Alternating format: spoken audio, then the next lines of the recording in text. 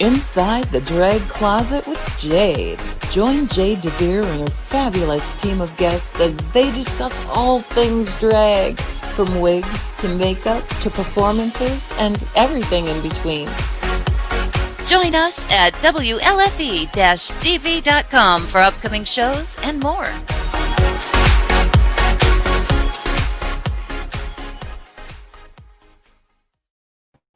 Well, hello there, kids. Welcome to Inside the Drag Closet, the interactive podcast where we talk about all things drag and some things that aren't. Who knows? We're really just here to have a good time. We have a fantastic show planned for you this evening. But before we get too far into the show, I do want to give you a bit of a heads up about coulrophobia, or literally the fear of someone who walks in stilts. It is also the unofficial word for the irrational fear of clowns. We do have a lot of clownly drag this evening, so if that is too much for anyone, we will not be offended if you tune away. However, I would like to encourage you all to stay tuned and have a good time this evening, because drag is a plethora of fun and clown drag is even better. But I do have to answer a little who, what, where. Who am I? My name is Jade DeVere. I am a drag performer. I've been performing for 437 years. Give or take a little. The triple digits are a mess. Where can you find me? You can find me every Wednesday night right here on WLFE-DB Radio's Inside the Drag Closet at 8:30 p.m. Eastern Standard Time. And what am I wearing? Well, I wanted to go back a little bit. This is actually, the jacket I'm wearing is actually my old jester outfit from the New Jersey Renaissance Fair. I played the jester out there 3 distinct years. I had a fantastic time. It has gone into my Jade wardrobe. I've accessorized it differently. I've been meaning to wear this dress for a long time, and I finally have a purpose for wearing it. I also have a nice ruff. It's actually a child's tutu from the dance outlet. And of course, some jewelry by Rocks by Cox. You knew it was coming, kids. We had to. We do have a great show this evening. I'm so excited. We have one of my drag children here this evening. The fantastic Mr. Treats is joining us. And I know I don't look it, but I am a grandmother. My drag grandchild, Baby Flamingo, is here as well. I'm so excited to chat with them. We also have my fabulous Woo Girl of the Week, KRIS, but I can't do this alone, so I am going to bring out my lovely co-host for the evening. You know her and love her. Put your hands together for Scarlet Overkill! Hey! How are you? I'm good. Yeah. Give us the who, what, where. Yes, well, okay, so who am I? I am Scarlet Overkill, the fashionably challenged hooker clown of Central PA.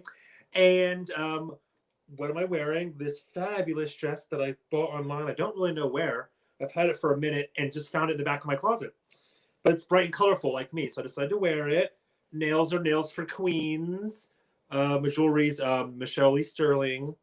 Hair, Amazon, did by me. And then makeup's a little bit of everything. And where can you find me? Well, right now, Inside the Drag Closet, every Wednesday night, 8:30 p.m. Eastern Standard Time. I actually want to give them a shout out. I did a podcast episode last Friday with a good friend of mine who I went to high school with. She lives in Philly now, and her and her friend, they're both named Sam. So they have a podcast, Sam We Are, it's called. So check them out. They're on Apple and Spotify and all that. And I'll be posting when my episode, we filmed it, like I said, last Friday. I'll put the episode up when they release it. And yeah, so listen to their podcast. It's really cool. They're 2 like vegan stoner chicks, hilarious, great. They're great girls. So check them out. You can't relate to that at all. No. And yeah, so check them out. They're great. And yeah, and I'm actually, I'm sure the flyer, I'm going to be back at Stallions on Black Friday. Nice. So it's been a hot minute since I've been there, but yeah, I need to put together a show. Me, her, and actually our other co-host Amethyst will be there on Black Friday doing a little show. As long as, fingers crossed, things don't get too out of hand and crazy. I think I heard from someone that New Jersey and New York City are thinking about going back into lockdown. So I heard that. Yeah, so not that I'm trying to be grim, but who knows what that means for us in the future. But yeah. Well, it did look like cases are spiking again. So, better safe than sorry. Yeah. I know nobody wants to be in lockdown. Nobody wants to wear a mask. But in order to not wear masks, we have to wear a mask and go back to lockdown. Exactly. Simple as that. Yes. I'm so excited that you're getting back into performing. Like, I'm jealous. I've started dipping my toe into performing again. I started doing murder mysteries again. I've actually got one this Friday that I picked up last minute. So yes, I should probably look at my script. It's fine. It's totally fine. What's the worst that could happen? Okay. Girl, how about this show tonight, though? Yes, I'm excited. It's like I'm home. There's so many clowns. I know. Home. Home sweet home. But I do have to bring out a fabulous friend of mine. I'm so excited for you to get to know her as well, because we have been friends for years and years and years. Aww. And I'm excited to bring out our lovely woo girl of the week. Put your hands together for KRIS. Yay! Hi! Hi! KRIS, give us a little who, what, where about you. Okay, so I'm KRIS, and I look more innocent than I am. That's all you need to know about me. I am wearing all thrift right now because I'm a bit of a stress shopper, and I don't know what I've had to be stressed about the last couple weeks. But yeah, so I need to, if I'm gonna be like bougie, I need to be bougie on a budget, So like it's all secondhand, but that's okay. That's okay. And yeah, you can find me everywhere. But I heard Instagram, TikTok as Soft Autumn Ingenue. Soft Autumn Ingenue. Let me type that in. At, yeah. All right. Let's see that. Yeah, there it is. Awesome. Yeah. Follow her. She is such a talented performer. Aww. And she's been performing. I love that you've been doing, what do you call them? Musical. Yes, Musical Thursdays. That's right, on YouTube. I've been doing Musical Thursdays where I either take requests or you send me a request and I don't listen to you and do something else. But I'll do about 15 minutes of something random where I'll just say to the abyss alone in my house. That is on my resume. 15 minutes of something random. Yeah. Which, by the way, you actually requested a song for me, and I have not done it yet, so it's like on my list. I just want you to know. Which one did I request? I know it was something from Six. The TikTok song, the like XL baby. No, not that one. Wait, the other one. Don't lose your head. Yeah, that one. Yeah. I know what I'm talking about. Next time someone asks me to describe my drag, I'm just gonna say 15 minutes of something random. It's true. That is the best statement for any drag performer. Yeah. So, KRIS, I'm gonna put you on the spot a little bit. Please. What is one thing you've always wanted to ask a drag performer? Oh, okay. So I am in a different performance world, and so many random things happen to me, and my experience performing is nowhere near as like interactive and sort of doesn't hinge as much on the audience as you guys. So I would love to know what is not necessarily an unfortunate, but like a funny mishap maybe that's happened on stage during a drag performance. Like a wig fell off or somebody yelled something random, or I don't know. Like I have a billion stories. So I want to hear some of yours. Go ahead, Scarlet. Okay. Ooh, I mean, I don't really have any exciting ones. It's usually just like a zipper pops, and then you're like, oh no, I have to hold this dress together so my breast isn't hanging out, or your wig falls off. No matter how much duct tape you think you have on your head, put on more. But yeah, other than like losing a wig or popping a zipper, I don't really have anything too exciting that's mishaps. Just the normal mishaps that most That's good things though. have. That's good that you don't. That's yeah. All right.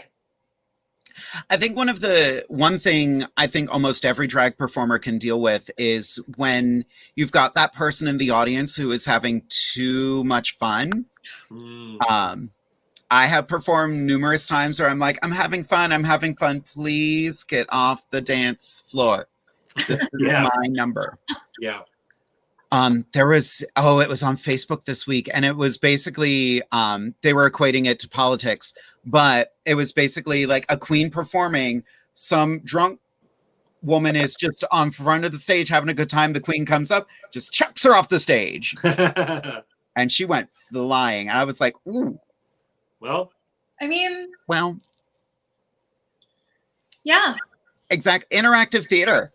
Right. Alrighty, kids. I want to bring out one of our first fantastic guests for this evening. I have known them for 6 or 7 years now, and I was so impressed when I first saw them perform that I wanted them to be one of my drag children. So I'm so excited to get to share them with the entire world on the show this evening. So let's all put our hands together for the incredibly talented Mr. Treats. Yay! Hi. So go ahead and give us a little who, what, where. Oh my gosh. Hi. Well, I'm Mr. Treats. I'm so excited to be here with all of you tonight. This is so fun. It's really exciting to do a drag show nowadays without a mask on. So I'm really having fun with my lips tonight because people can actually see them. It's really refreshing nowadays. But yes, I'm a non-binary drag clown. I've been based in Harrisburg, Pennsylvania for 6 years, I think now. I've been doing drag. I'm one of the co-founders and the artistic director of SUNDAE Best Variety Show, which is a drag collective for queer performers who don't necessarily, not even just queer performers, but performers who like to color outside the lines, I guess you'd say. People of all different talents that come together. So I do love doing a lot of sideshow performance, a lot of burlesque performance, a wide variety. As far as what I'm wearing now, KRIS, honey, don't hate on your own love for vintage. I'm definitely wearing some vintage tonight. I got this dress at an amazing vintage retailer in Lexington, Kentucky, back when we could actually travel places, called Pops. Highly recommend. It's like a costume closet fantasy, but it's like hidden inside a weird record sale. You just got to go to the back to find the good stuff. I'm also a costume designer. So I'm wearing gloves that I made. I made this collar. And I'm wearing some earrings that my drag child made, Baby Flamingo. So yeah, I mean, I thought this show's called Inside the Drag Closet. So I thought, why not do it in my actual closet? Yes. That Not that I'd makes advocate for going inside the closet, but one of my coworkers made a reference to that this week. They were just like, hey, can you just hang out in the closet for a minute? I was like, not since I was 18. Thank you. Nobody was prepared for that in a professional work environment. So, Treats, I have to ask, how did you come up with the character of Mr. Treats? Oh, how much time do I have? 5 to 10 minutes. Oh gosh. Well, yes, I'll try to keep it short. No, when I first started doing drag, as you know, I mean, Scarlet and I actually started drag in the same season of Harrisburg Amateur Drag Race. We did.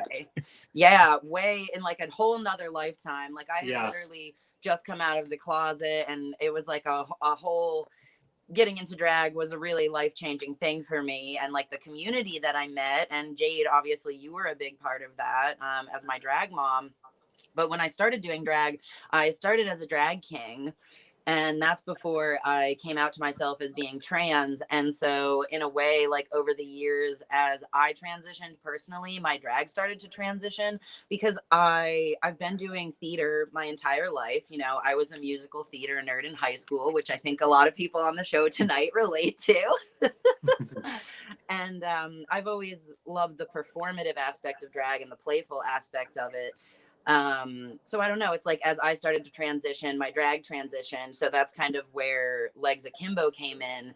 And now Mr. Treats is, I know I'm in my clown getup tonight, but Mr. Treats is kind of just who I am as a artistic professional.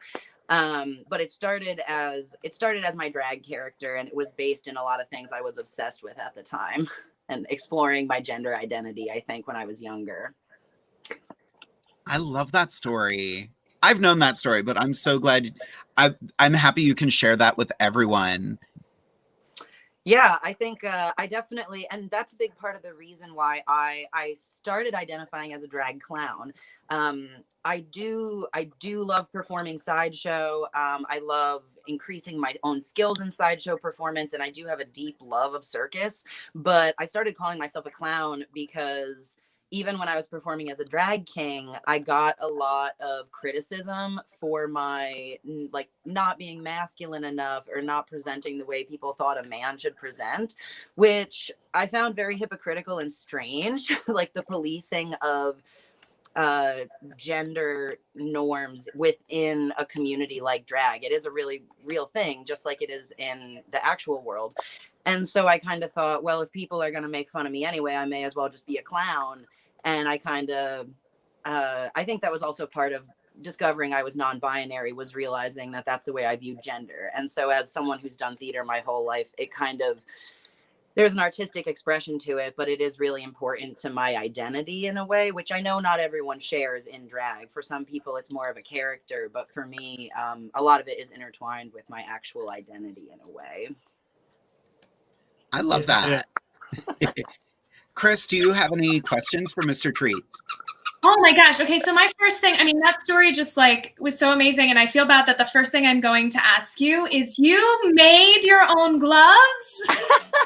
Oh, you have the patience of a saint. That's incredible. Oh, don't feel bad about it at all.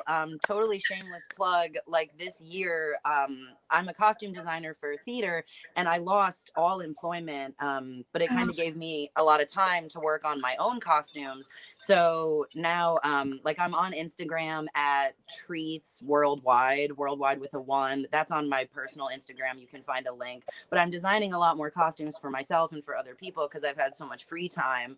And I love it. That's why I love burlesque, I think, because it's so similar to drag in that the costumes are just over the moon extravagant. And I absolutely love that aspect of theater and drag performance. Yeah. So fun. I'm sorry. Go ahead.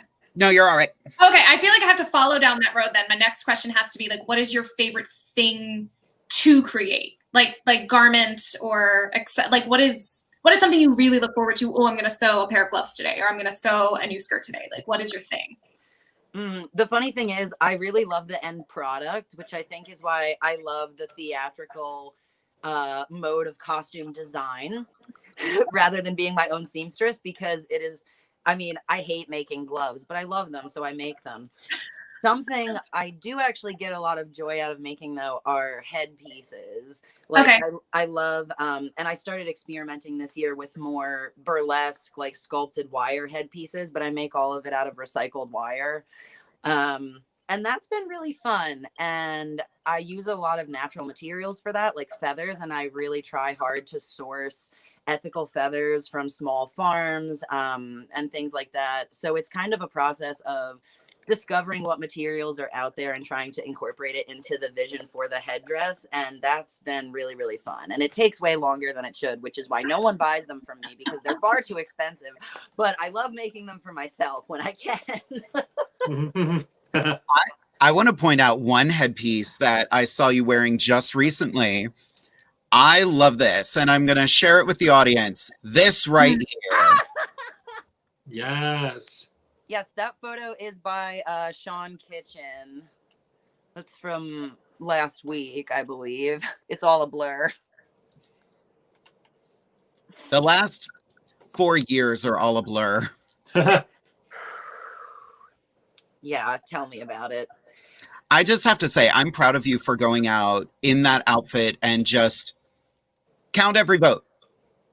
Yep, count them.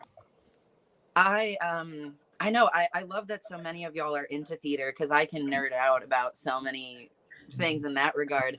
And I love the history of theater for the people and street performance and like the whole like Augusto Boal's methods of doing theater with community and people like Bread and Puppet that still do tours like that in the States. And so I feel like a lot of people in our drag family have really inspired me in that way, where whenever we can, it's something that it's like, I don't know, it's what we do. So it's like a way of, I don't know, giving energy to the community, I guess.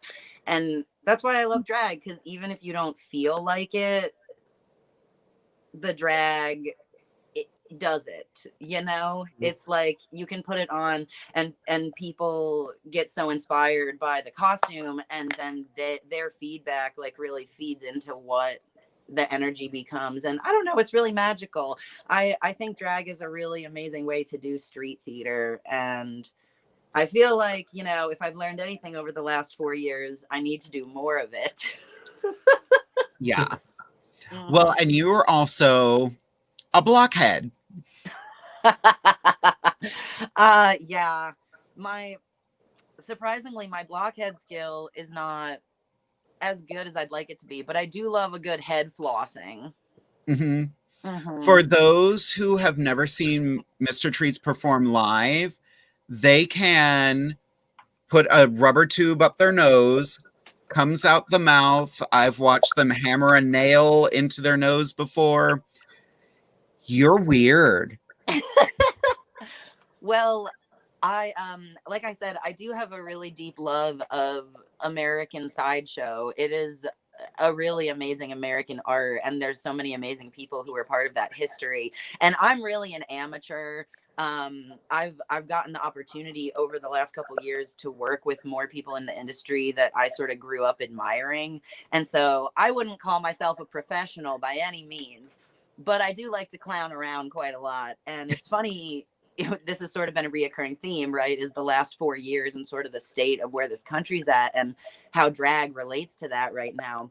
Because that's what happened when he who shall not be named actually was appointed as ruler of our country, so to speak. I finally decided that I was going to start doing Sideshow because I was like, fuck it. Like, I'm being selective with my cursing tonight, and that fully warrants it. Like, what do I have to lose? And that was the first time I stuck a Q-tip up my nose and then just started seeseeing what else I could pull in and out of my face, because I was like, I'm gonna do everything I've always wanted to do.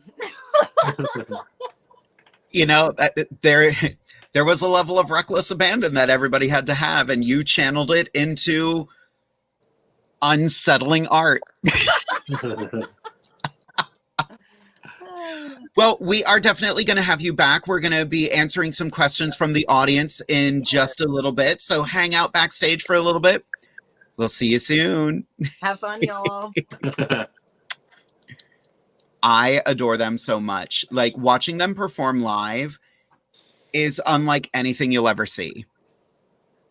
But we do have to keep the show moving right along. And we do have another fantastic member of my drag family. And I'm so excited to pick their brain and compliment their hair, because their hair looks amazing. But let's bring out the incredible Baby Flamingo. Yay! Hi. Baby, tell us a little bit about yourself. Some who, what, and where. Yeah, so my name is Baby Flamingo. My pronouns are they, them. I consider myself to be an amateur drag clown. I've only been doing this for about 2 years at this point. Yeah, I am wearing mostly thrift stuff. Treats made this wonderful collar for me for my birthday. I made these earrings. We have matching earrings, which is fun if they'll squeak. There we go. Let's get a close up on those. Those are amazing. They're super fun. And little hat from, Party City. Yeah. Yes. I love that. And if you can see him, my cat back here, Jasper. Sleepy boy. You just got the look of, why are you touching me? Yeah. I'm going to yawn and go back to sleep. Pretty much. So where can we see you perform? Yeah, so I mean, this year has been a little weird. Prior to everything with COVID, I was performing in Fruit Boots. I was the first fresh fruit at Fruit Boots 2 years ago, and we were performing at a bar downtown. But now he is awake, and that was totally my fault. But we were performing at a bar downtown in Harrisburg, but we recently kind of cut ties with them. So right now we are doing, they're not as regular as we would like them to be, but we are doing virtual shows on SUNDAE Best Twitch channel, which you can find.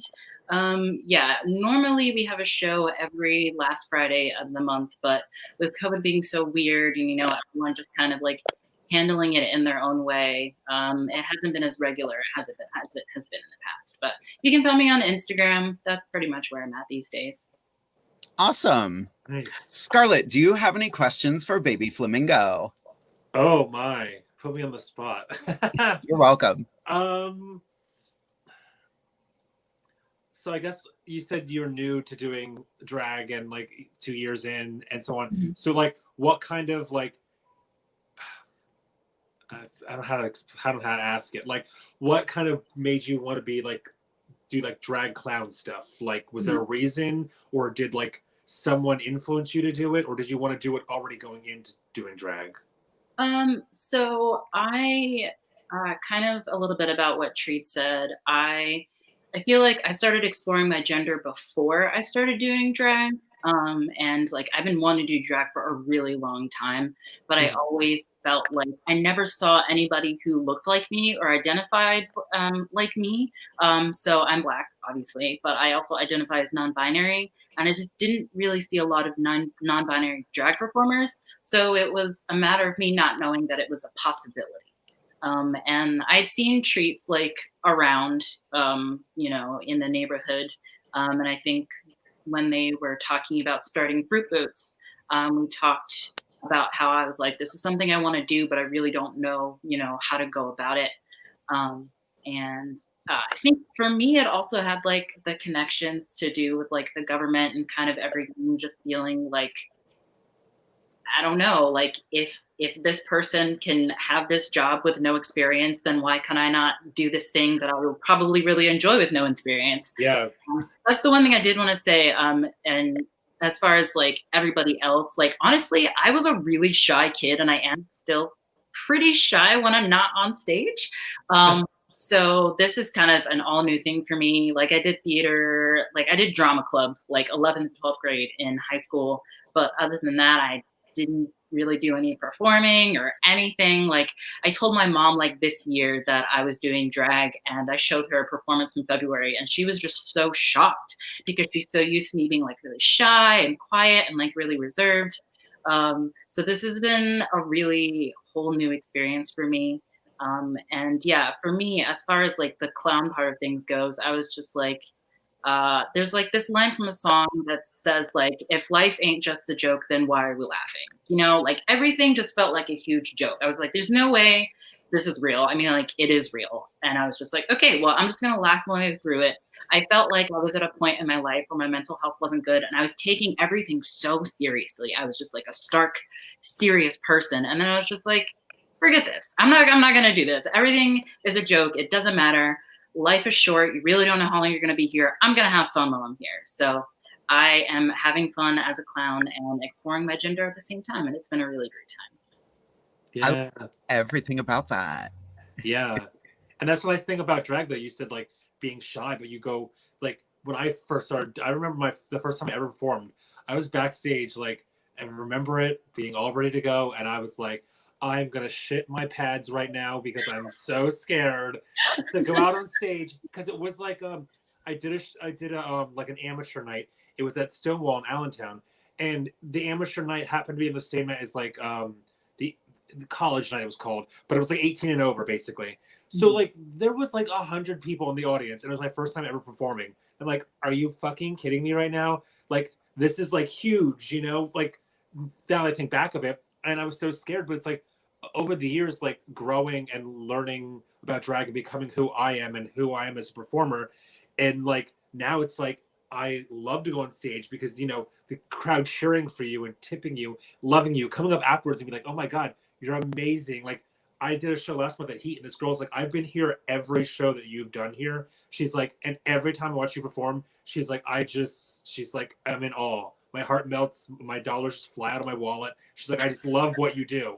So to hear that feedback, you know, and to get that feedback from people, it just makes me want to do drag even more, because it's like, I'm doing what I love to do, but then I'm also like sharing with other people who are also loving it and giving me that positive feedback. Yeah, I definitely feel like I am like kind of still relatively slowly coming into my own as a performer, and like I love the idea of being a performer and being on stage. Like, yeah, definitely. Like when I first started, I was just so nervous. Like, and that I still get nervous because like I'm an anxious person in general, but I just feel like a different person when I'm on stage and like on show nights. Like I feel like I'm like floating around the bar and I'm saying hello to everyone. But the minute baby comes off, I'm in the corner and I'm in my hoodie and I don't want to talk to anyone. So I think that's, you know, it's funny. A lot of people say, I'm really hooked on Star Trek Discovery right now. I promise that's going to make sense in a minute.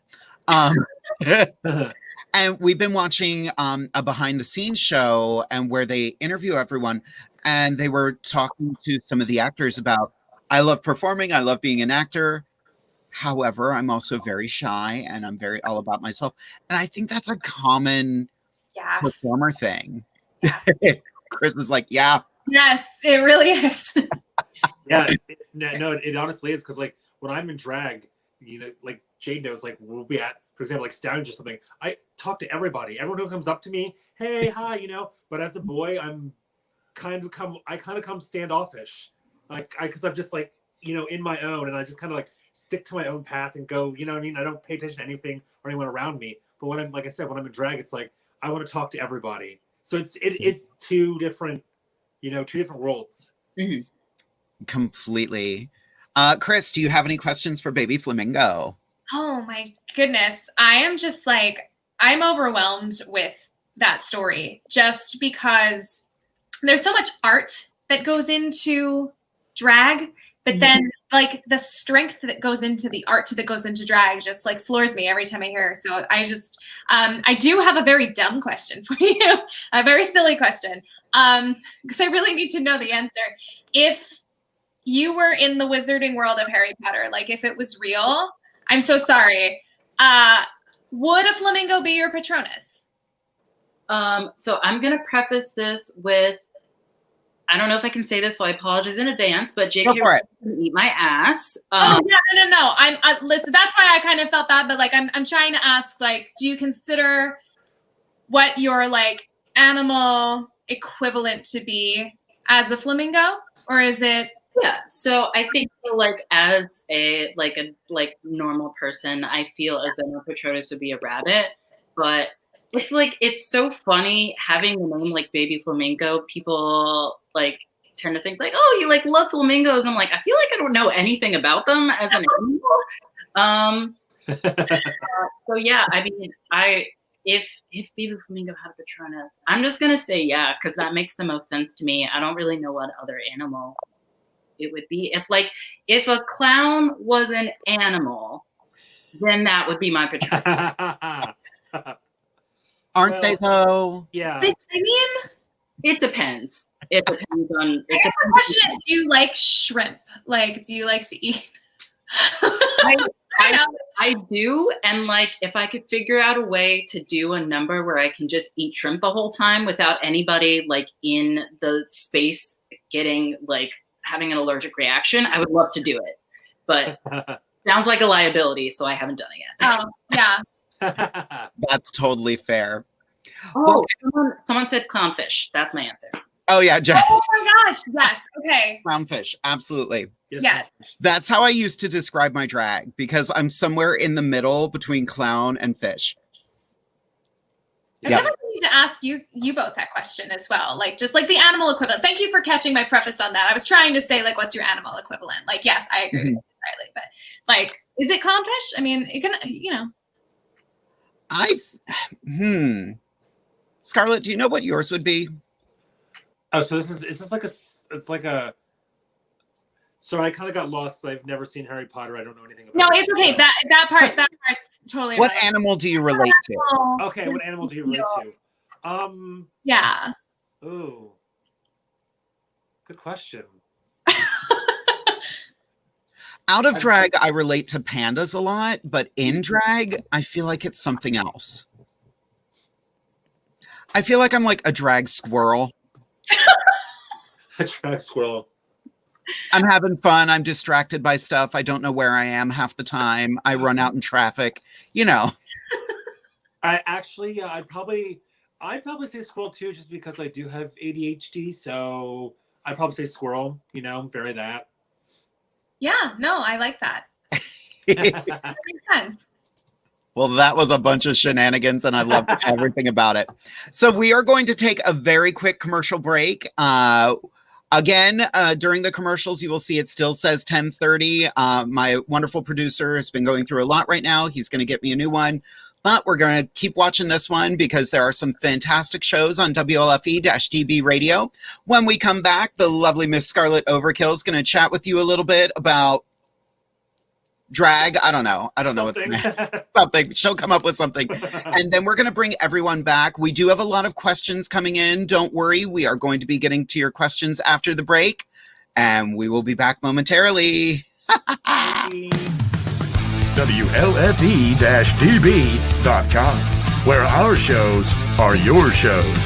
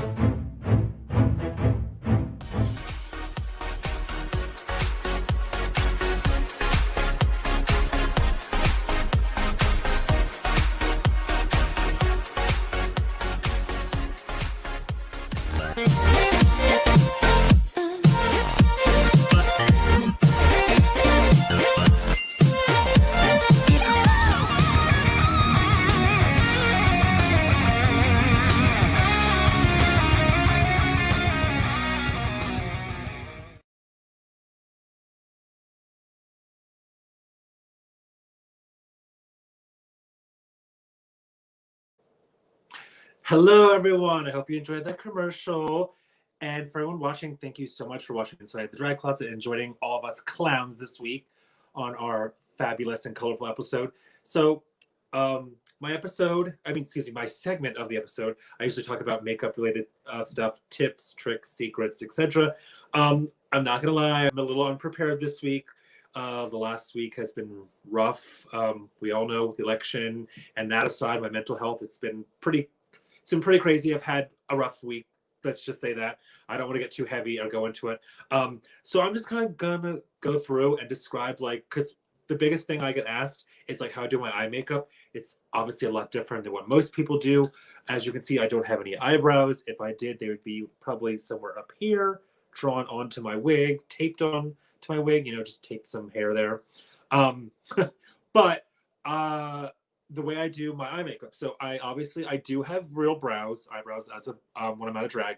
And so I'll take like a glue stick and setting powder and all that and just cover them, block them completely out. I am someone who likes to use a lot of color. I love color. I I honestly don't think I've ever done like a nude or like a smoky eye or anything like that. I've always done color. Like I just love color, playing with every single color. As you can see, I have orange and pink. Wait, orange and pink. The camera, purple lips, and so I just always been playing with color and just love doing bright, colorful face. You know, it helps me stand out. Not like I already don't stand out in a room. So yeah, after I kind of put my block my brows out, I do whatever colors I choose to put on my eyes. Just place that on there, blend it out. Do the same underneath my eyes. All the white that is actually on my eyes that I use to kind of cut the crease and give me help my waterline pop out, because as you can tell, there, now you can see my eyes. You can barely see them with these big lashes and big wigs on, but that's all lipstick. It's just white lipstick that I use to kind of go through. It works easiest for me. I've tried powders and eyeshadows and stuff, and just none of that works for me. The black, my wings, they just keep getting bigger and bigger. Eventually, they'll be big enough that I can take passengers and fly them to different countries, but I use a angled brush, and I have the Anastasia Beverly Hills.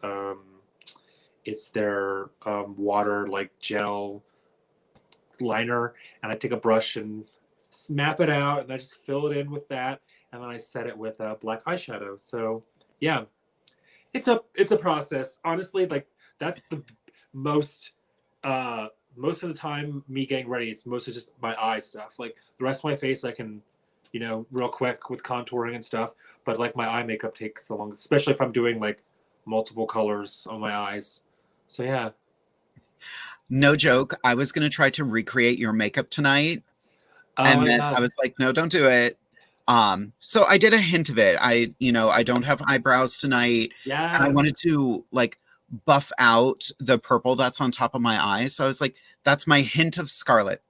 Yes, I love it. Yeah, I mean, and when that was the thing, like when I decided to start playing with color, because I remember like I did a lot of like just like pinks, like color that wasn't so in your face, and then now I've been doing like oranges and like neon, like different colors, and as I played more, it's like, well, I need more room on my forehead to put all this damn color on my face.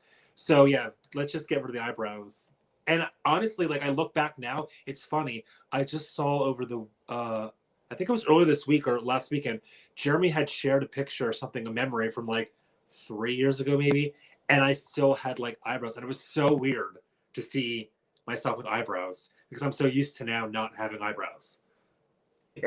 That's the one thing I don't think I could ever do. Like they say never say never, but yeah. I don't think I could ever get rid of my eyebrows completely. Like mine are under here. They've got 2 layers of glue on them. Yep. But I'm so I know a queen who shaved her eyebrows off to compete in a pageant, and then she just wore glasses every day. Yeah. They didn't have lenses in them, but she wore glasses every day. Oh my god, it looks I've done it before when I first started drag.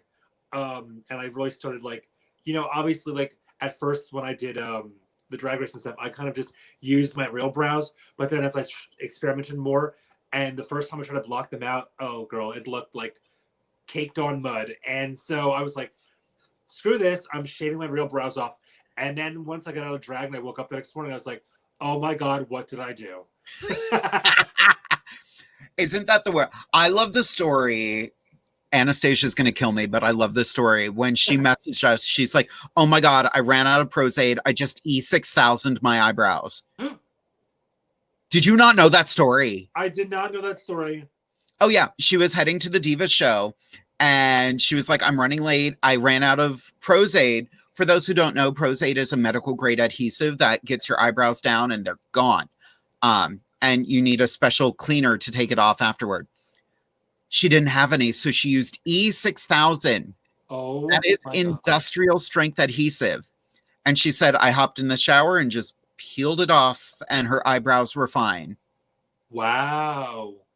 I'm like, girl, you are lucky. Yeah, very lucky.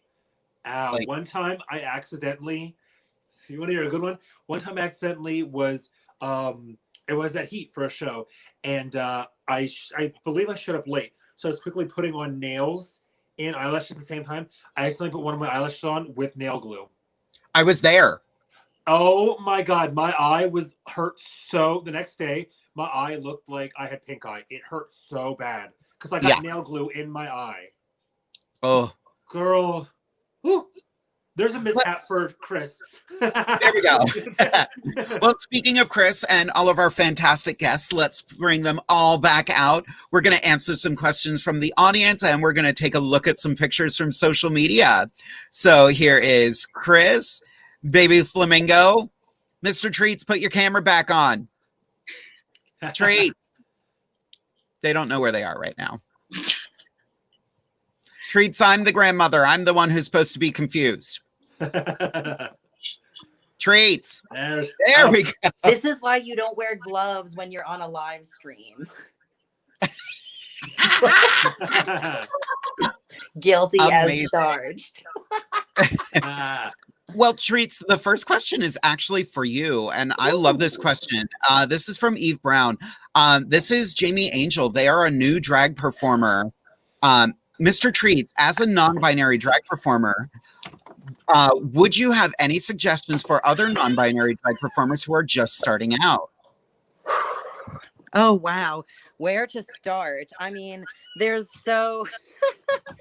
Okay, the biggest thing I will say is don't let anybody dictate what your drag is. There's so many other things I could say about, you know, the aspect of getting into shows or technical aspects of drag or things like that. But I think the most important thing is that if you feel called to do drag, then you are a drag performer, and don't let anybody tell you that your drag is not valid or that your ideas aren't as good as theirs. And what you said, because girl, that was me. I remember. I don't know if you remember back when we did Drag Race together. Yeah. And I did the very like fishy pageanty like woman. I don't want to say womanly, but you know what I mean, like that style of drag. Because I remember watching Drag Race and seeing it was season 6 and seeing Adore and Bianca, and I was like, I want to be grungy and clowny at the same time. And someone said, oh well, that's cute for TV, but you'll never make it in Central PA doing that kind of drag. So I stuck to the very like pageanty, fishy, you know, when I did Drag Race. But I could tell like the nights that I kind of like strayed away from that was when I did my best and I was happiest. And I was like, you know what? Fuck this shit. I'm gonna do what I want to do with my drag. And if you don't like it, then don't watch me on stage. Mm-hmm. Exactly. And I also want to just say, definitely like look up SUNDAE Best Variety Show. We are not the only collective that features opportunities for new performers, but having space for people to perform for the first time is really important. And especially right now, it's so difficult for young queer people to have that space because we can't do things in person. And that's why we've been trying to do the digital shows, and we're trying to start doing digital salons over the winter, because that's why shows like this are so special, because we still get to spend time together and experiment and have fun and do our thing. So that's what we're trying to do with SUNDAE Best and our digital productions right now, is still facilitate that space for new people, because you shouldn't feel discouraged. Like I'm in my spare bedroom right now. Like you can still do drag right now, even if no one else is around. Other people don't validate your drag. As long as it's important to you, that's all that matters. Yes. I think that's the quote of the century right there. Other people do not validate your drag. Yeah. Yeah. And we have another question from Jamie Angel once again. Baby Flamingo. If there was one thing you wish you had known sooner about being a non-binary drag performer, what would it have been? I think I wish I would have known that you don't have to fit into what other people's idea of drag is. Like I said before, I didn't do drag for a long time because I didn't know that I could do drag as a non-binary person. And I felt like if I did drag, I had to be masculine, and that just wasn't something that like my heart felt pulled to. You know what I mean? So I guess I just wish that I would have known sooner that like you can literally do anything you want. Like I just feel like drag is, I'm sure somebody has said this to me over and over again, but drag is the art of being. You know, it's not so much about like fitting into whatever, like what other people, like some people they're into like female impersonation, but like I'm more into just being a more exaggerated version of myself. Like I said, I just want to I want to make people smile. I want to make people laugh. And I just want to be a more exaggerated version of who I am in everyday life. Yeah. I want to share with everybody one of the pictures that makes me super happy and super proud was during Risque Cabaret. This was after the show in the Magic Corner. And it's just right here. This makes me so happy and so proud to be a drag mother and grandmother, because you kids make me just so proud every single day. I just wanted to mention that like I showed up to see the show. I wasn't performing, and like we did not plan to match that night at all. It just happened. It was perfect. Look at that mess. Well, Jade gave me that dress, so. Yep, I got that from the dance outlet. All right, there's another question here, and we'll go around with this one. This is a good one for everybody. Do you still get nervous before or during performances, or is that something that either goes away, or did you not have it to begin with? Let's start with KRIS. Oh gosh. Yes, always before. I will always get nervous before. I always have. I think you get to a point where, and again, my performance is different, but I feel like when you step onto the stage, you're already done. Like you've passed the point of no return. So whatever happens next, it's almost out of your control. So I feel like I personally get very calm during, and then afterward I freak out again, personally. I love that. How about you, Scarlet? I only get nervous if I'm somewhere that I've never been before. Mm-hmm. So, I mean, for example, if I'm at Stallions or something like that, oh my gosh, cakewalk, easy, nothing, because everyone knows me there and whatnot. But if I go to a venue for the first time, I'm nervous because I don't know what the audience is going to be like and how they're going to perceive what I'm doing. So it's like, then I'm thinking, oh my God, I really have to kill this and do really well because I want everyone to like it. So it becomes more of a mind fuck. You know what I mean? You're like nervous, which are not, it's not so much nervous that you're like performing. It's more nervous that you're like, this is a new crowd. Are they going to like me? Yeah, same. Like, you know what makes me nervous? Doing this show. I get nervous every week with this show because there's a lot of technology going on and I'm trying to press a lot of buttons on StreamYard and get it all working just fine. And it gets to be a lot. So this show makes me nervous. I don't really get nervous in venues anymore. Although I will say I was performing at Eye Candy in Philly once. And during my number, if she watches this, she's going to be like, oh my God, girl, really? I'm doing my first number and I'm like, I go over to my husband. I'm like, he's sitting beside Mimi. I'm first. Okay, keep going. Oh, Mimi's tipping me. I got nervous in that moment. I had met Mimi I'm first before, but all of a sudden I was like, how about you, Treats? Oh gosh. Yeah, one thing again that's just kind of a theme tonight is a lot of us have done theater before and performed in different capacities. And for me, it's something that never goes away. I have a lot of social anxiety in general, and I do think drag is one of the only things that helps me perform. And every single time I do a performance, I get nervous, but it's kind of like what KRIS said. Once you get in that flow, you know, you are sort of on a different wavelength, and that's always really fulfilling and enjoyable. So that's why we keep doing it, right? But I've been performing now for probably 15 years at least, and I still get nervous every single time. So unfortunately for me, it hasn't ever gone away. Yep. It's unfortunately kind of addictive, actually. I feel like that nervous energy and then the like actual performance. It's sort of a vicious cycle. Be warned. Oh God. Oh God. Oh God. Oh, but they're clapping though. Yes.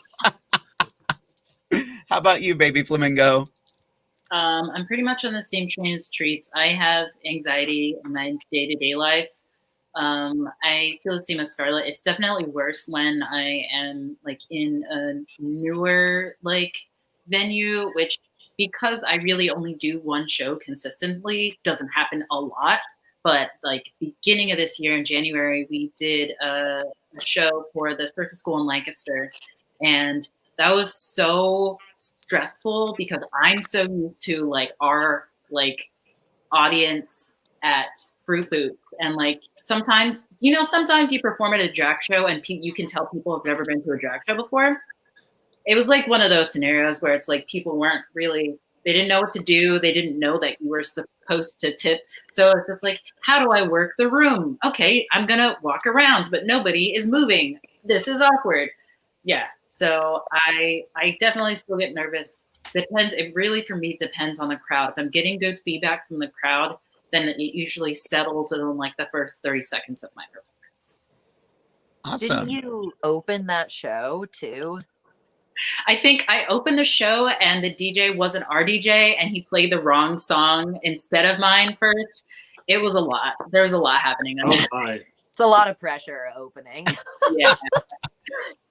So we do have another question. We were talking about animals we all related to, and one person didn't respond.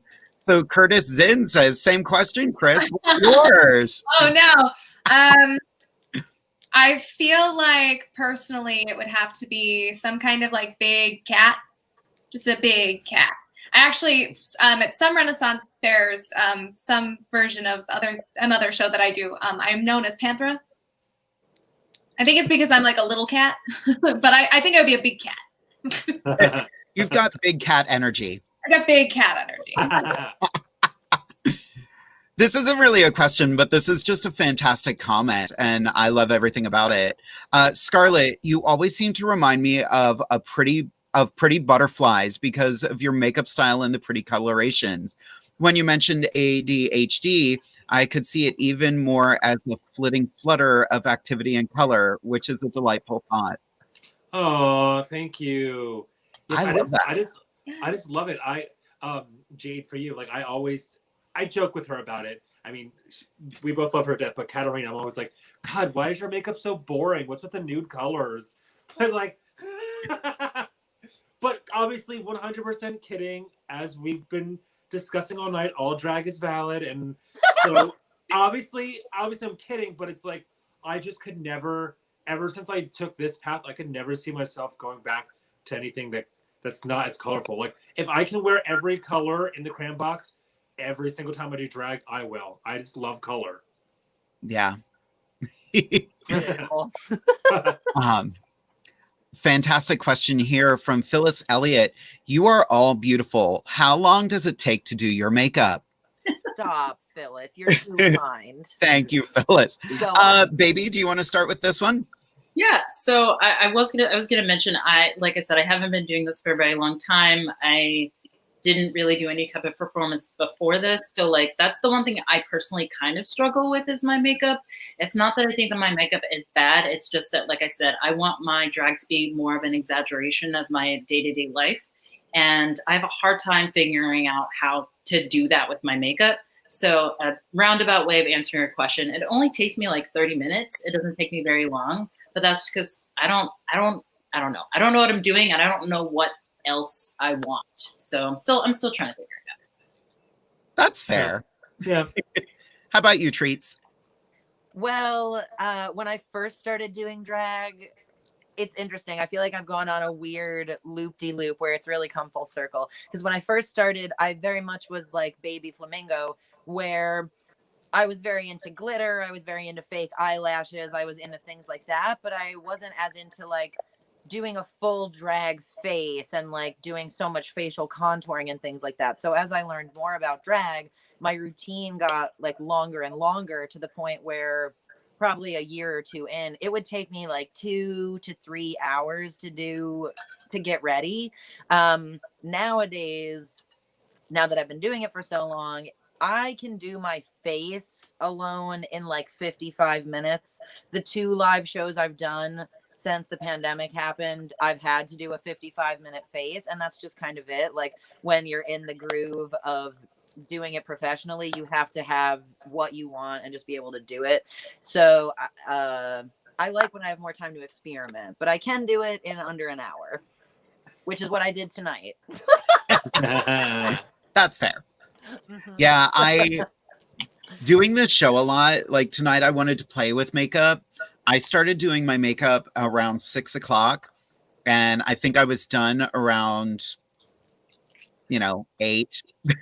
But I was taking my time. I was playing. Even after everyone started coming into StreamYard, I was still tweaking stuff. Like I was like, I really want to do like a reddish nose.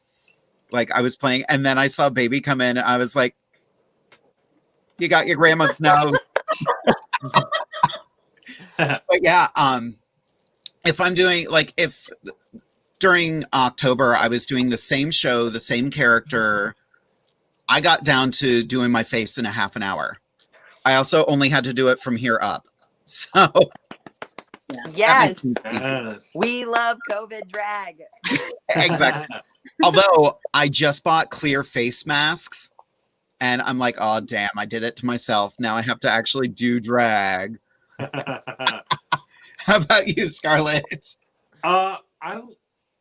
Oh, that's a good question. I don't really have like a time limit. I kind of like. It depends on like the night and like. So like for example, like if I were say for example to go to work and I'd come home and I have like an hour and a half to get ready and go, then bam, I make sure it's done. But like today, I've been doing nothing all day, so like I started getting ready at like 5, and then I made a phone call, and then I ate dinner while all I was getting ready. So like my time frame depends on how much time I actually have. If I have like 4 hours to get ready, then yeah, I'll do things in between there while I'm getting ready and span it out. But if I have like an hour and a half or an hour to get ready, then I'll quickly, do it. So I don't really have like a set time. That's fair. How about you, KRIS? Oh gosh. This took me about 10 minutes, except for the additional 20 minutes of me getting really mad at my eyelashes. So 10 minutes plus, and then the extra like 8.5 minutes of using a Q-tip on my winged eyeliner and then just giving up on winged eyeliner. That's it. Girl, it's a lot. Winged eyeliner's a lot. Yeah. I have found it's so much harder to do a nice, small, soft look than this. Oh, yeah. Yeah. I can't do it. I mean, I kind of have another question. I don't know if this is like not cool. I have a question about, personally, I have never found a way to make it stay. Like through the sweat, through the couple of hours, like nothing. So I just am curious, like, is there like a super backstage trick that like you can share? What is that?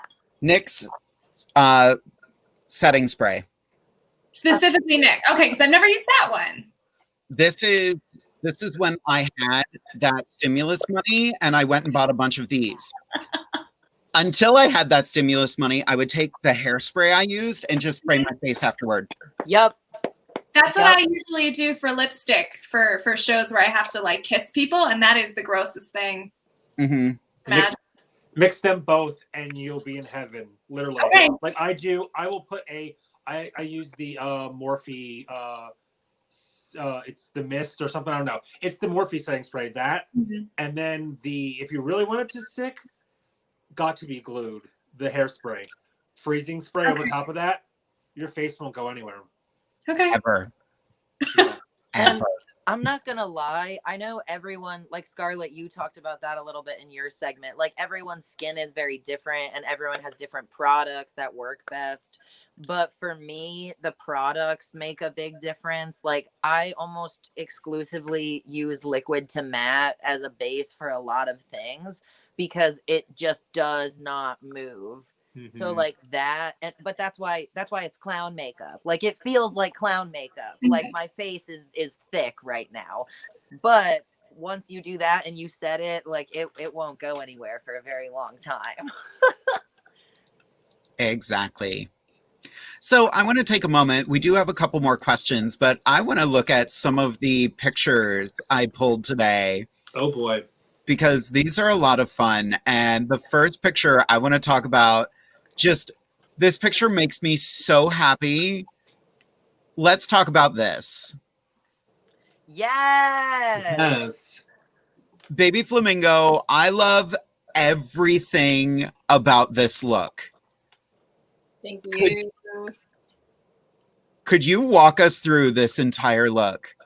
Yeah, so this is just a huge shout out to Hillary Henson. Like, Hillary is the reason that I look as amazing as I do for like 90% of our shows. That's been the hard part about doing drag at home, is I don't have Hillary's wonderful costumes to rifle through. So I went to Hillary and I just kind of like gave her a really loose idea of this song. So I did the song Hi, It's Me by Ash Nico. And like Ash Nico has this really long, like blue hair that's very iconic for her. So I did just like a darker blue, like short, I hate long wigs. I don't know how y'all do it. I can't stand it. Short wig. But I should. So Hillary made that like hat with like it's got like balls on top of it. It's like a golf hat. I think she actually made it out of an old umbrella and I just kind of like wiggled it on top of my wig.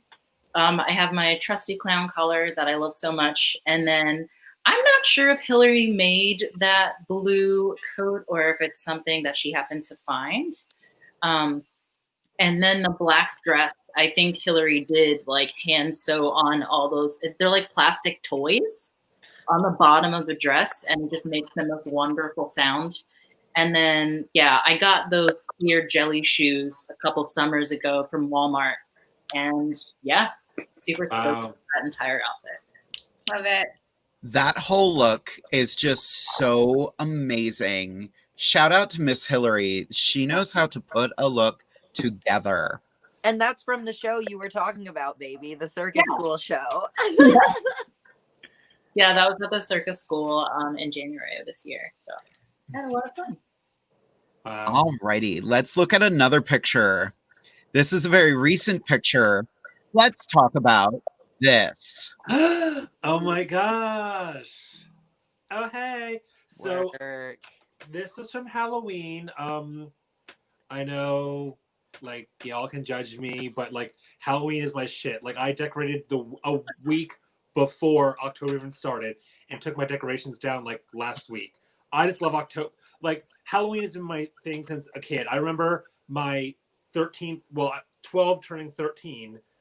I had friends over for a sleepover and we stayed up all night and watched the Nightmare on Elm Street movies. Like, Halloween has been my thing since I was a kid. So I was like, I know there's a virus, but like, I had my brothers and just a few friends. It was something real small and intimate and, you know, whatnot. And I was like, I want to do something cool. Like Jade knows, the last 2 episodes we did of Into the Drag Closet, I've been getting into more prosthetics and stuff and doing things like that and gore and blood. So I did those for Into the Drag Closet. But then when Halloween came, I was like, I want to do something even different.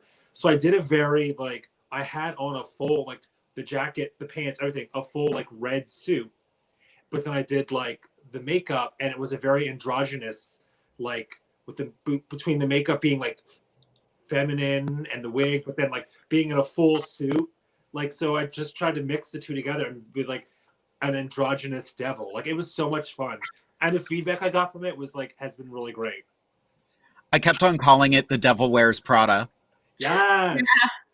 Yes. Yes. All right. We have another fabulous picture right here. I love this one. Are you ready? Treats, let's talk about this. Yes. Oh, good God. Well, that was taken, I guess this is when I really started embracing the clown fantasy. I made that hat back in like 2016, I think. So that was like sculpted fell, and I made that, which was a lot of fun. Some of these pieces are from Hillary, though. Like, I borrowed the corset from Hillary.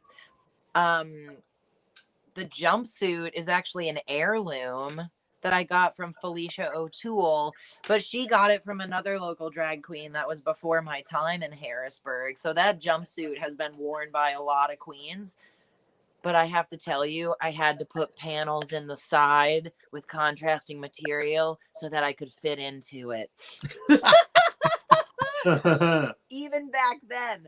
But yeah, and that was during Fab. We were part of Fab this year, which was digital, but it's the LGBT Center's like annual gala and fundraiser every year. And that was back when we could do the live shows, and we brought all the clowns to Fab that year, and it was so fun.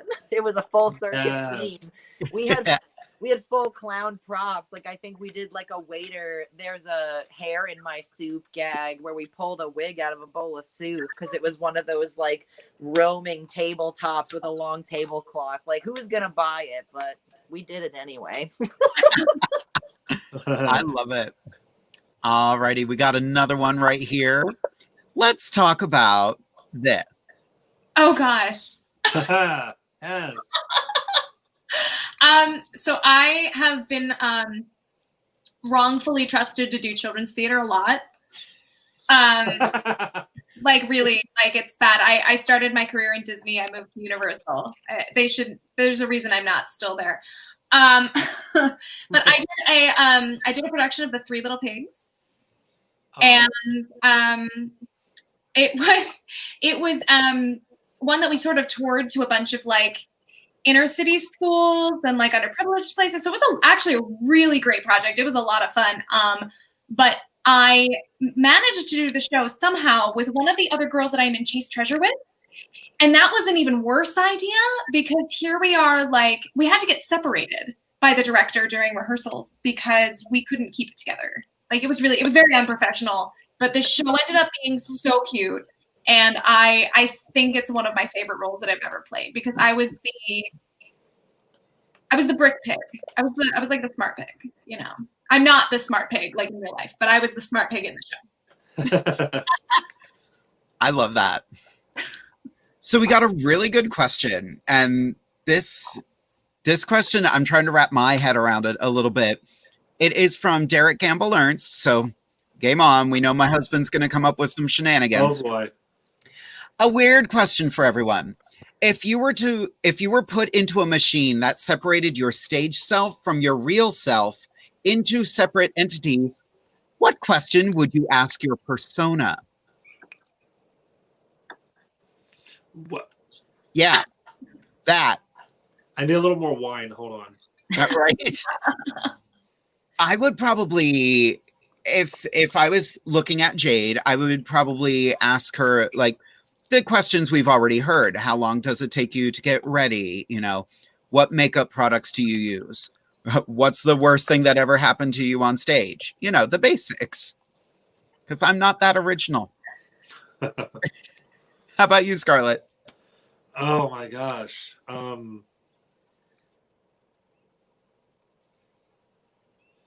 Honestly, the first thing that popped into my head, just because this is a tough question, so I'm just going to go with it. Mine would be like, why are you wearing so much makeup? And that's it. That's it. Then walk away. And then just turn my back and just leave. Just leave her hanging there with this random question I just asked. How about you, Chris? That I would ask what, like my Chase Treasure? Catalina. Oh, what would I ask Catalina? Why do you smell like garlic? That's fair. Question. I would ask my Chase Treasure persona because she definitely does smell like garlic. Nice. Yeah, it's to ward off the vampires is the answer. Yeah. I can relate. Yeah. Baby Flamingo, any thoughts? I would ask Baby if you had to pick between candy and the circus, what would you pick? Oh, that's hateful. I think that there is like a backstory to Baby that I don't even know what that is yet, and I feel like if I asked that question, it would give me some insight, you know? Nice. Treats. Oh boy, I've had a lot of time to think, so I've gone down a really dark hole, y'all, because I have so many personas. So I started thinking about if I was separated from Treats, and then I was like, well, I'm not anymore. But my first thought was, why are you the way you are? Like, if I could ask this, why are you the way you are? I probably would. So I can't really hate on people who ask me that in real life. I get it. But then I started thinking about legs. And legs akimbo is kind of my my drag personality at this point. Like what I feel like is not necessarily me or is a departure from myself. And I think that legs really enjoys pain more than I do, but they are afraid to explore it. And it's been a very interesting, because I do all of my sideshow acts now in that persona. And I've gotten to experiment a lot with different people over the last year and a half, I guess, like specifically doing bed of nails and things like that. And I think that's sort of interesting because that's the facet that all of that's been channeled to, is that one persona. And I'd like to understand more of that and why do they do that? Because maybe it'll help me understand it. Because I can't do it when I'm not in that persona. This is such an interesting, like, this is like theater 101 right now. Like, we're creating the character. Why? Now, if you could look at your character and tell them one thing, why did you just tell them to take that off? Shenanigans. Why do you have no shame? Why do you? Yeah. I blame your parents. Oh, damn. We do have a lot of fantastic questions. Here's one from Frankie Laird. What other creative things do you do outside of drag? Who wants to start? Baby, go for it. Yeah. I was like, do I raise my hand? So I've just now, this year, come to terms with calling myself a multimedia artist. I didn't want to own it, because when you own it, people expect you to be good at things. But I will tell you this, I'm having fun at these things. I am in no way saying that I'm good at them. But outside of drag, I make jewelry. Treats and I said, I made these earrings for us. I make music, which is kind of something I'm slowly getting into. I've been interested in music for a really long time. I don't have a lot of details right now, but I do have a single coming out in December, which is so just wild and amazing and really exciting. I do a little bit of painting here and there, and I feel like there's something I'm missing, but yeah. What'd you say? Your zines. Oh yeah, I also make zines. So if anyone is not familiar with the concepts of zines, they're like mini magazines. I really like to use zines, that type of art form and outlet, to talk about my experiences with my gender and my mental health and the intersections of my identity as a queer trans Black person. So yeah, I just love art. I love that. How about you, Treats? Oh my. I mean, obviously, like I said earlier, I'm a costume designer and I like doing that for drag, but it applies to a lot of other things. And I love sewing. I love teaching other people. That's something I've been sort of piloting this year, I guess, is how to teach people to sew in the world we live in now, where I can't get together with them in person. So that's been fun. I also work with a lot of students in a creative capacity. I love doing workshops with middle school students, high school students, college students. That's been a little more difficult now, but I've been figuring out ways to do that. And I love making films. And that's part of what has been fun about this year, is I've gotten to dabble a lot more in shooting film and editing film and writing and things like that. Obviously, a lot of the time, whenever I find something I like, it always ends up relating back to drag, right? Like I always end up then doing it with drag. But there's a lot of things that I guess I like to dabble in. Nice. Well, and you went to AMDA too. Yeah, I did. Although I went for musical theater. Well, I love doing music, and that's a big part of like the North Street Supper Club events we've gotten to do at Rubicon, is doing music. And I really have a love for American classical, like blues music and things that are in the American canon. And there's so much amazing history there. Even history that's Harrisburg specific. It's been really fun to do those events because there's some really old like jazz heads that come out and they're like, I remember when Julie London was in Harrisburg, 30 years ago. And it's been really awesome to connect with people about that kind of musical history. So I also love dabbling in music, even now. Fun. How about you, KRIS? Just creative things you do outside of performing. Outside of performing, I, especially in quarantine now, I have been cooking a lot.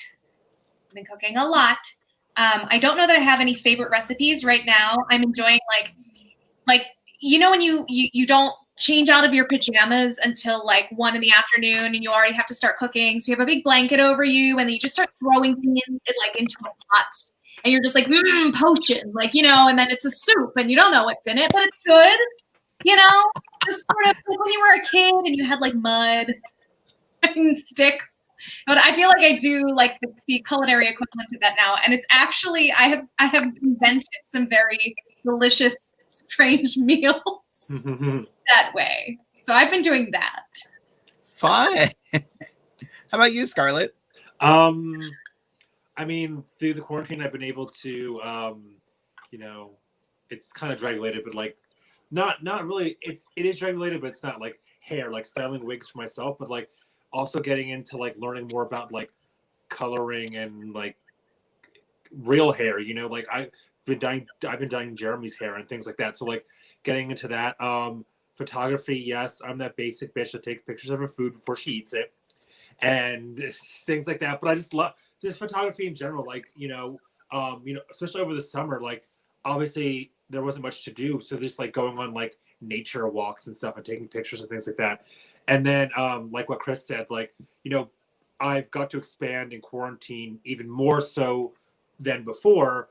Being a vegan, it's hard like finding food and food options to make. So I got more into cooking and baking during quarantine to try and start making different meals and new things to add to my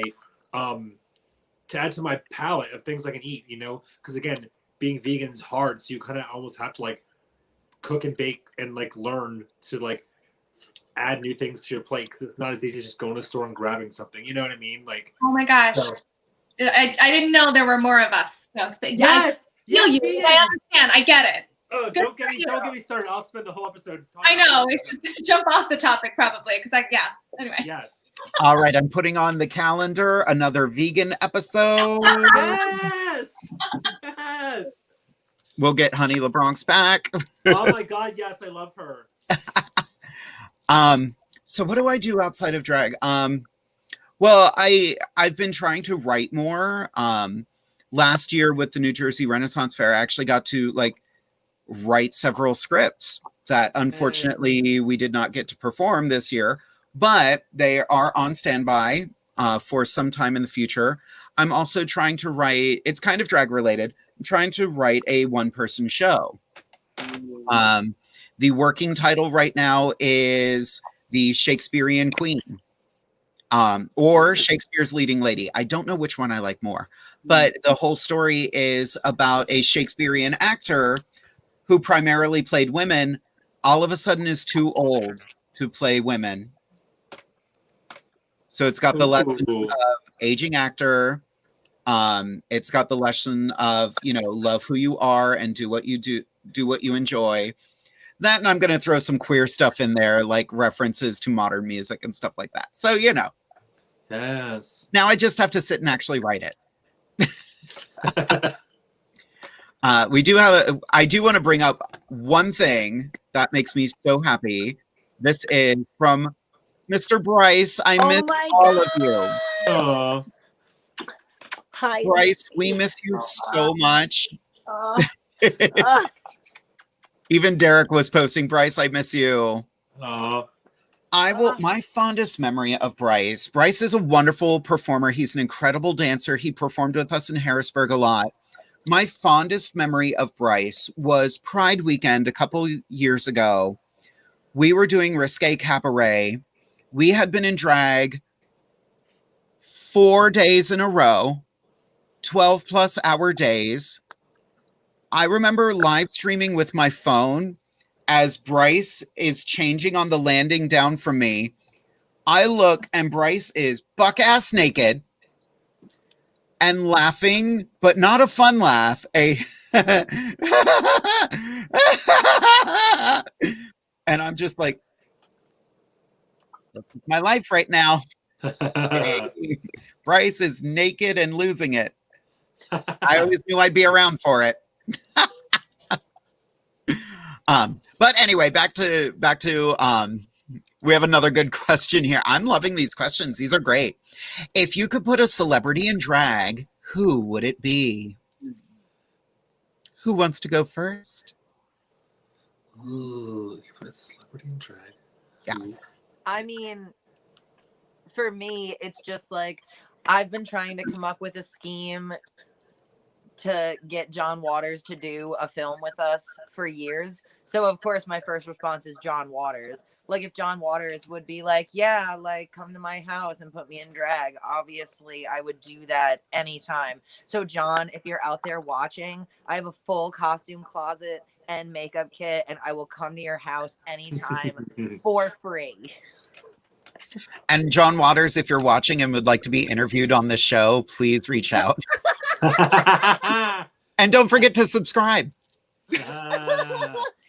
Like, share, Shameless. subscribe. Anyone else?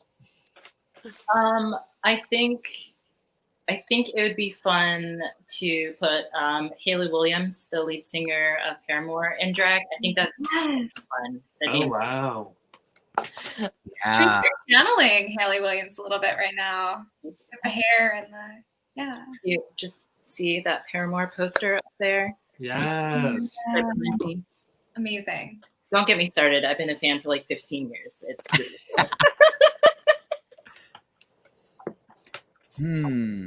This is a good question. I'm like, my mind's just racing when I'm trying to think of. I think I would say Sir Patrick Stewart. I would want someone. He did it.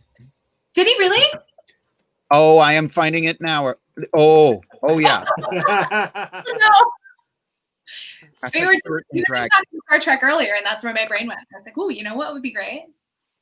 He did it for a convention or something. Oh no! And she looked amazing. Oh, I'm sure. She looked a little Kellyanne Conway. Oh. Ooh.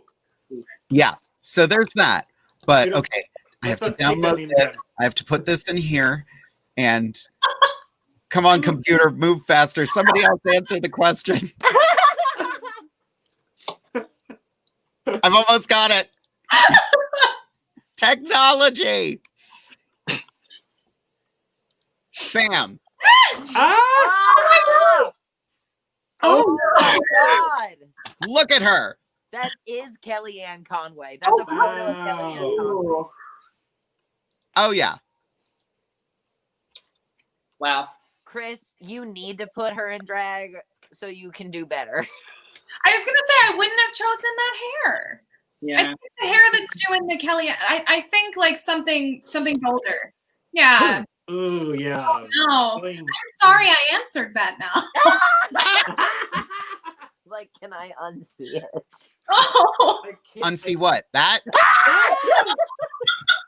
Make it stop. I think the problem is they went for Real Woman.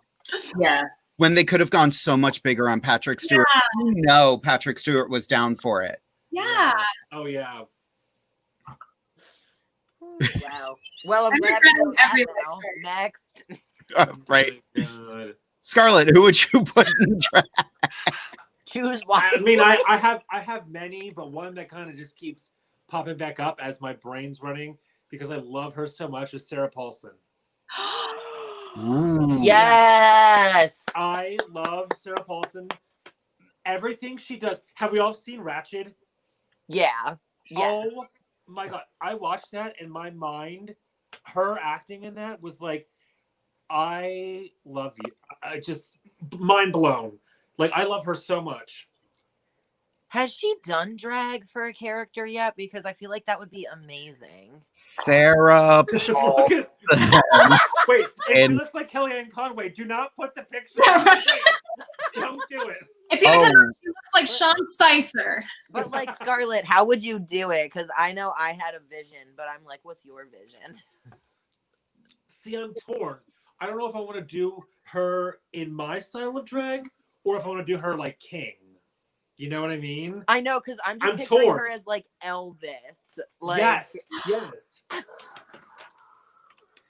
You know what's crazy? All the pictures of Sarah Paulson in drag is pictures of her and Violet Chachki dressed as Marilyn Monroe together. But Sarah's in the background of all the pictures, and I'm like, but no, stop it. You do not do that to Sarah Paulson, God damn it. No. Who would I put in drag? Patrick Stewart. All right. I'm never invited back again. I ruined it. you didn't do it. It's not your fault. It's true. No. No, who is a celebrity I would actually put in drag? No, legit, that's going to be my answer. I want to do Patrick Stewart right. I want big colorful hair. I want big hair on her. Yeah. It'll have to be glued on, but still. But yeah. All right, questions. Where'd we go? I got so caught up in looking for Patrick Stewart in drag. There it is. So Eve Brown has a very poignant question here, and I love this. Because things are virtual, I've been able to participate in things that I might not be able to participate with in person. Are there any wheelchair accessible drag venues in Harrisburg and surrounding areas? That brings up a very interesting point, because when buildings are on a historic register, they don't have to come up to wheelchair code. And I know Jamie Angel does use a wheelchair, so that's tricky. Yeah. So I did just want to mention, I know I said this a little bit briefly earlier. So we recently parted ways with the venue that we were doing Fruit Boots at.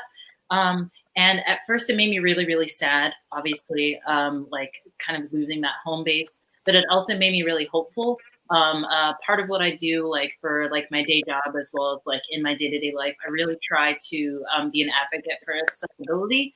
And so like the fact that we technically don't have like a physical home space right now is saddening, but it also gives me a lot of hope that we can find something that is more accessible to people. Because like the first year we did the show, it was on the second floor.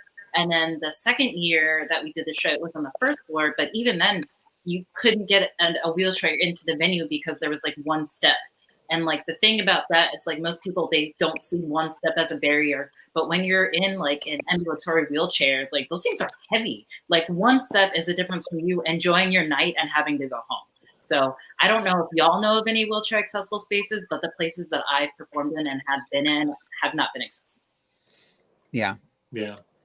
Well, the center is, right? I mean, the center has a ramp. Like there's certain places that are, but unfortunately, like Jade just mentioned, because of the way codes are, there's a lot of places that don't take it upon themselves to make their venue accessible. And I feel like if they did reach out to the community to do that, it's a thing that all of us are interested in. It's just unfortunate. Yeah, there's a lot of awareness that needs to be brought to people that own property and facilitate property in that regard. There's a big need for awareness, and that is up to producers and everybody else in our community to constantly be advocating for that. Yeah, exactly. I think that's go go ahead.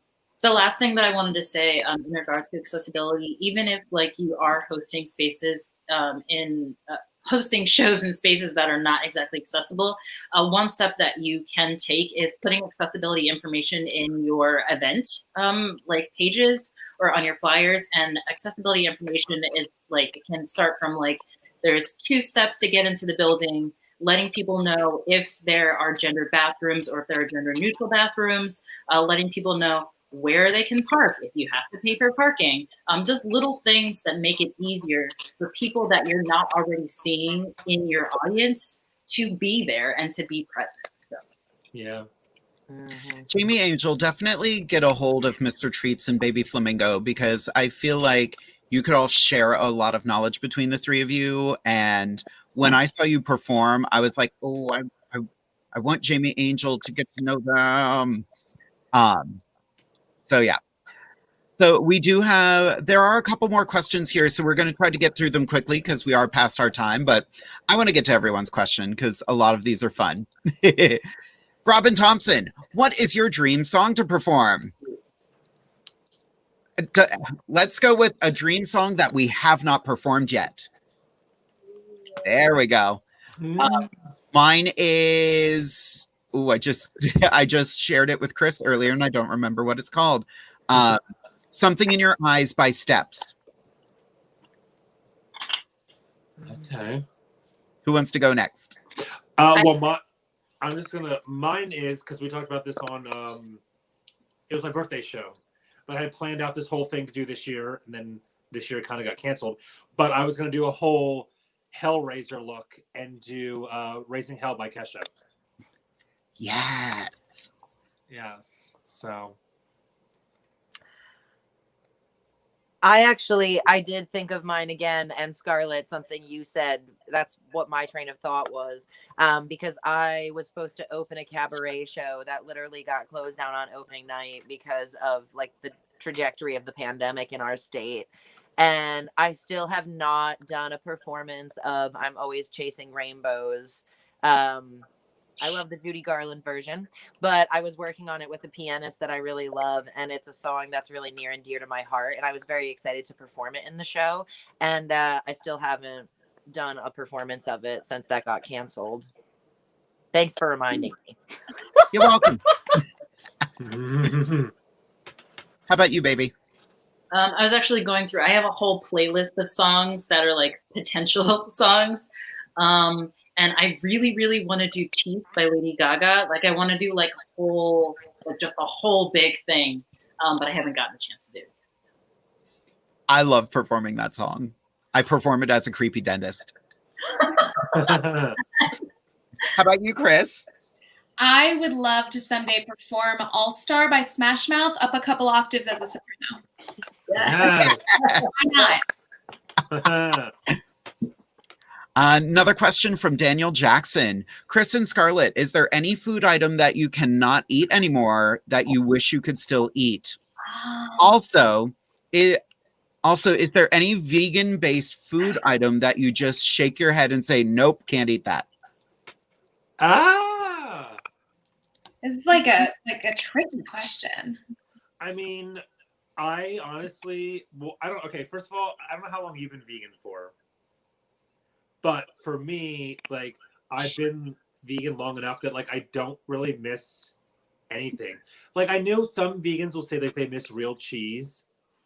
Because, like, I eat cheese that has, like, it's almond milk base and stuff. So, like, I know some vegans will say real cheese, but, like, I've been vegan long enough that, like, vegan cheese just tastes like cheese. You know, if that makes sense. Cheese to me. Yeah. So there's nothing I really miss. Something I, like, shake my head at and say nope. I mean, there are certain vegetables I don't like. I hate Brussels sprouts. I think they're disgusting. Girl, no, I can't. I just can't. I cannot do Brussels sprouts. Take it back. No. My husband made some yesterday. I walked in the house and said, did the dogs piss? Like, it smells so bad in here. That's true. Oh, man. I do not like Brussels sprouts. How about you, Chris? Yeah, no, I've been doing this. I'm going on, it'll be 6 years in January. Yes. So, time. Thank you. I don't think I miss anything. I don't know. I'm not really big into all the fake stuff. I'll do it. I'm grateful it exists. But for the most part, like I said, like I like making my little potion. Like I'll be like, let's put quinoa in this. What'll go wrong? What I miss sometimes is my sanity. That's the pre-vegan food that I miss. Because every once in a while I'll just be like, there doesn't have to be gelatin in these potato chips. Like I miss my sanity. Right. You go to the store and you're like, I just want to get like a loaf of bread, and you look and there's like lard in it. I'm like, why? But why?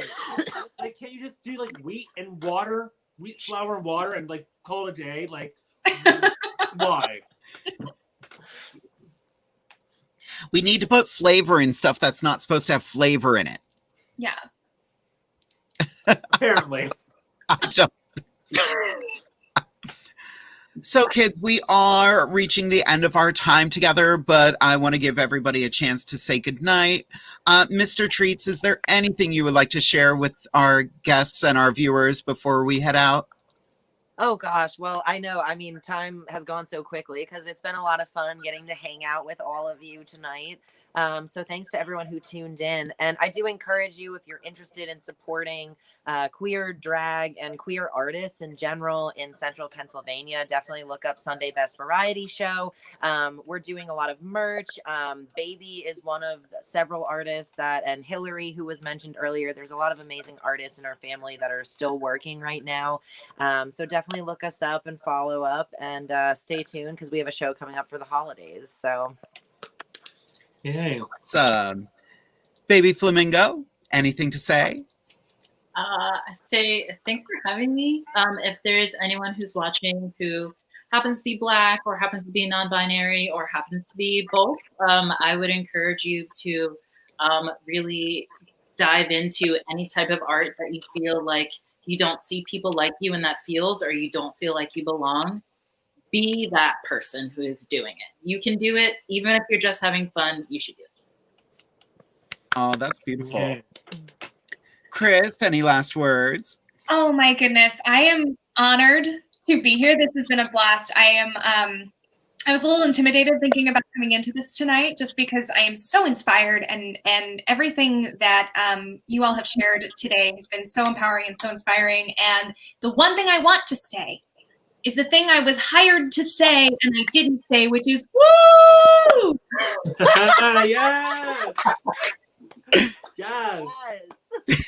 I love it. How about you, Scarlet?